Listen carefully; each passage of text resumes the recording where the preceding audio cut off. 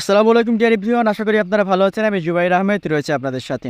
মেসেঞ্জারে সচরাচর যদি কেউ আপনাকে কোনো ছবি বা কোনো পিকচার বা কোনো ভিডিও বা কোনো ফটো যদি সেন্ড করে, আপনি যখন সেটা সেভ করবেন বা ডাউনলোড করবেন তবেই সেটা সেভ হয়ে ডাউনলোড হয়ে আপনার গ্যালারিতে থাকবে।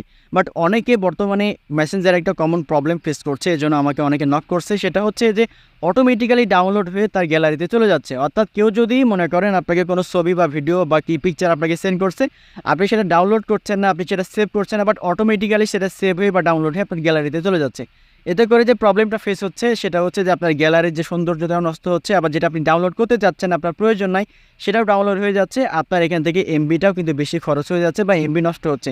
সো আপনি চাইলে কিন্তু এটা খুব সহজেই আপনি মেসেঞ্জারে আপনার অটো ডাউনলোড অপশন যদি আপনি স্টপ করে দেন, তাহলে কখনোই কিন্তু আপনার অটো ডাউনলোড মিডিয়া আপনার এখান থেকে কোনো ভিডিও বা পিকচার বা ছবি এখান থেকে ডাউনলোড হবে না বা সেভ হবে না।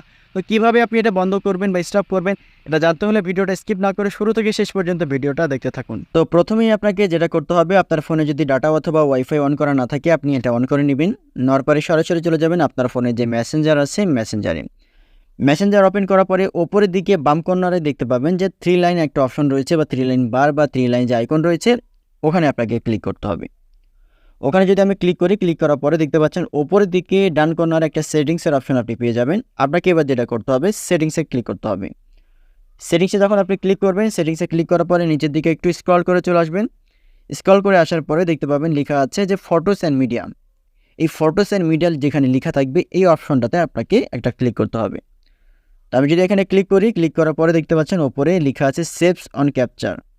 এই অপশনটা যদি আপনার ফোনে অন করা থাকে, অর্থাৎ আপনার মেসেঞ্জারের সেটিংসে যে যদি এটা অন করা থাকে, আপনি যেটা করবেন এটা অফ করে দেবেন। অন করা থাকলে আপনার ফোনে এখানে লেখা আছে দেখেন saves new photos that's you take in the apps to your gallery. অর্থাৎ আপনার ফোনে যে ছবিগুলো তোলা হবে বা সেন্ড করা হবে বা কেউ যদি সেন্ড করে, এগুলো অটোমেটিক্যালি আপনার গ্যালারিতে সেভ হয়ে থাকবে বা সেভ হয়ে যাবে। তো আপনি এই অপশনটা যদি অন করা থাকে আপনি এটা অবশ্যই এটা অফ করে দেবেন। তারপর এখান থেকে যে আপনার যে ব্যাক করা যে অপশনটা রয়েছে আপনি এখান থেকে ব্যাক করবেন। এখান থেকে যখন আপনি ব্যাক করবেন, ব্যাক করার পরে নিচের দিকে দেখেন আপনার ফটোস অ্যান্ড মিডিয়ার নিচের দিকেই আরেকটা অপশন রয়েছে, সেটা হচ্ছে ফ্রি ফিচার লেখা আছে। আপনাকে এবার ফ্রি ফিচারে ক্লিক করতে হবে। ফ্রি ফিচারে ক্লিক করার পরে এখানেও আরেকটা অপশন দেখতে পাচ্ছেন, দেখেন লেখা আছে অটোমেটিক ডাউনলোড।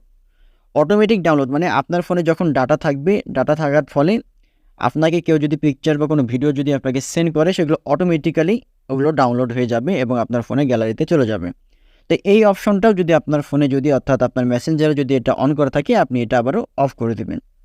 অফ করে দিলে এবার থেকে যেটা হবে, আপনার মেসেঞ্জারে কেউ যদি কোনো ফটো বা কেউ যদি কোনো ভিডিও পাঠায় বা আপনি যদি পাঠান, সেগুলো অটোমেটিক্যালি আর ডাউনলোড হবে না বা সেভ হয়ে আপনার গ্যালারিতে যাবে না। আপনি যখন শুধুমাত্র আপনি সেভ করবেন, শুধুমাত্র তখনই সেভ হয়ে আপনার গ্যালারিতে সেটা সেভ হবে।